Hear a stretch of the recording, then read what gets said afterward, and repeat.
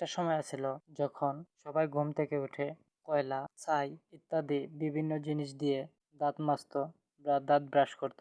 কিন্তু বর্তমান যুগে দাঁড়িয়ে এসব কিছু দেখা খুবই দুঃসাধ্যকর।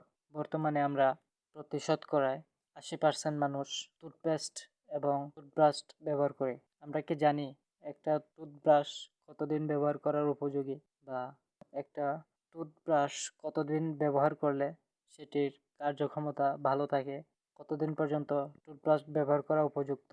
তো চলুন জানা যাক এর খুঁটিনাটি বিষয়গুলো।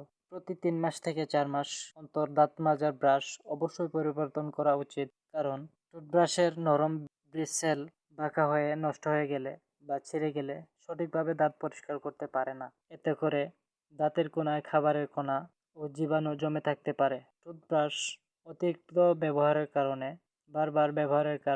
অতিরিক্ত ধোয়ার ফলে, অতিরিক্ত জোর দিয়ে ব্রাশ ব্যবহার করার কারণে এর ব্রিসেলগুলো দ্রুত নষ্ট হয়ে যায়। টুথব্রাশের কার্যকারিতা কমতে থাকে। সে কারণে প্রতি 3 মাস পর পর টুথব্রাশ পরিবর্তন করা উত্তম। এরকম নতুন নতুন শিক্ষামূলক ভিডিও পেতে চ্যানেলটিকে সাবস্ক্রাইব করে রাখবেন।